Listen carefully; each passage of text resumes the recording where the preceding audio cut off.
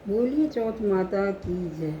ये थोड़े से गेहूं के दाने हाथ में रख लें कहानी सुनने से पहले, और फिर सुनते हैं चौथ माता की कहानी। एक साहूकार था, उसके 7 बेटे थे।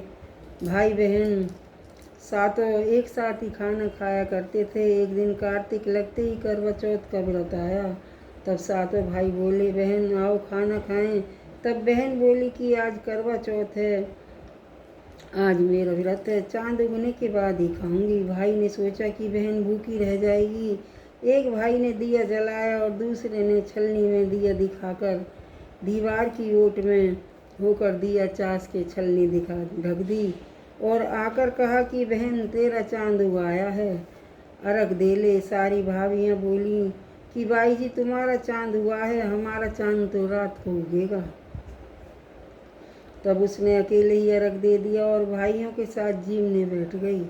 पहले गस्से में बाल आया, दूसरे गस्से में कंकड़ निकला और तीसरे गस्से तोड़ते ही ससुराल से बुलावा आ गया और कहा कि बाई का आदमी बहुत बीमार है, जल्दी भेजो।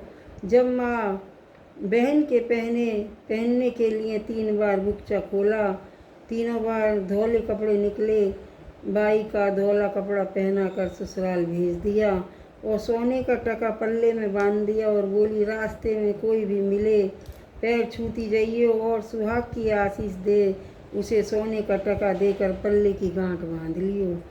बेटी से यह कहकर विदा कर दी। रास्ते में जो मिले उसके पैर छुए, सबने यही आशीर्वाद दिया, सीली हो सपूती हो और बहुत भैया की बहन हो, अपने भाइयों का सुख देखे। उसमें से किसी ने भी सुहाग का आशीष नहीं दिया। ससुराल में पहुंचने पर छोटी ननद खड़ी थी। वह उसके पैर लगी तो वो कहने लगी, सीली हो सपूती हो, 7 पुत्रों की माँ हो, मेरे भैया का सुख देखे। यह सुनकर उसने तभी 7 गांठ बांध ली और सोने का टका ननद को दे दिया। अंदर गई तो सास ने पीड़ा नहीं बिछाया और बोली, ऊपर मरा पड़ा है, जाकर देख ले। जब वह वहाँ गई तो उसने देखा कि उसका पति मरा पड़ा है। वह बैठ गई और रोने लगी। उसकी सास बची कुची रोटी दासी के हाथ देकर भेजती कि बहू को देकर आ जा। ऐसे होते होते मंगसिर की चौथ आई। चौथ माता बोली, करवा ले भाइयों की प्यारी, करवा ले, चांद उगाली करवा ले, घनी बुकाली करवा ले।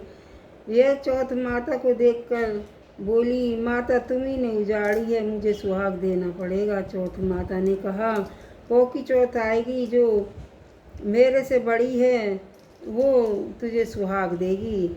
इस तरह पौ की चौथ माता आकर चली गई, माह की फागुन की चौथ आकर चली गई, जेठ की, बैसाख की, आषाढ़ की, सावन की, भादों की, सारी चौथ आकर जवाब देती चली गई कि अगली चौथ आएगी, उससे कहियो वह तुझे सुहाग देगी। पीछे आसौज की चौथ आई। वह चौथ ने कहा, तेरे ऊपर कार्तिक की चौथ नाराज है, उसी से तेरा सुहाग लिया है और वही सुहाग तेरा वापस करेगी। उसके पैर पकड़कर बैठ जाइयो। यह कहकर वह चली गई। पीछे कार्तिक की चौथ माता आई, गुस्से से बोली, भाइयों की प्यारी करवा ले, दिन में चांद उगाली करवा ले, घनी बुकाली करवा ले, भाइयों की प्यारी करवा ले। तब साहूकार की बेटी पैर पकड़कर बैठ गई और रोने लगी और हाथ जोड़कर बोली, हे चौथ माता, मेरा सुहाग तेरे हाथ में है, तुम्हें देना ही पड़ेगा। चौथ माता बोली कि छोड़ पापिन हत्यानी, मेरा पैर क्यों पकड़ रही है। वह बोली, माता मेरे से बिगड़ी है, अब तुम्हें ही मेरा सुहाग देना पड़ेगा। चौथ माता राजी हो गई। आँख में से काजल निकला, नुआ में से मेहंदी, टीका में से रोली निकाल कर चिटली उंगली का छींटा दिया। देते ही उसका पति उठकर बैठ गया और बोला कि बहुत सोया।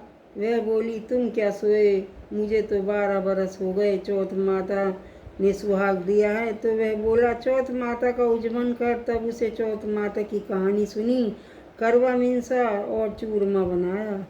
दोनों पति पत्नी जीम कर चौपड़ पासे खेलने लगे। नीचे से उसकी सास ने रोटी भेजी तो दासी ने आकर कहा कि वे दोनों चौपड़ पासा खेल रहे हैं। सास देखकर खुश हो गई और बोली, क्या बात है, मेरे तो चौथ माता आई हैं, यह कहकर सास के पैर पकड़ लिए और सारी नगरी में ढिढोरा पिटवा दिया कि पुरुष की लुगाई बेटे की माँ सब कोई चौथ का व्रत करें, चौथ की कहानी सुने। चार नहीं तो चौथ सब कोई करें। हे चौथ माता, जैसे साहूकार की बेटी को सुहाग दिया वैसा सबको दियो, हमें भी दियो। कहते सुनते हुंकारा भरते मेरे सारे परिवार पर सुहाग बनाए रखना। बोलिए चौथ माता की जय। जैसे इसको आइए सबको आना, चौथ माता सब पे अपनी कृपा बरसाना, खूब खुशी खुशी रखना सबका सुहाग। बोलो चौथ माता की जय।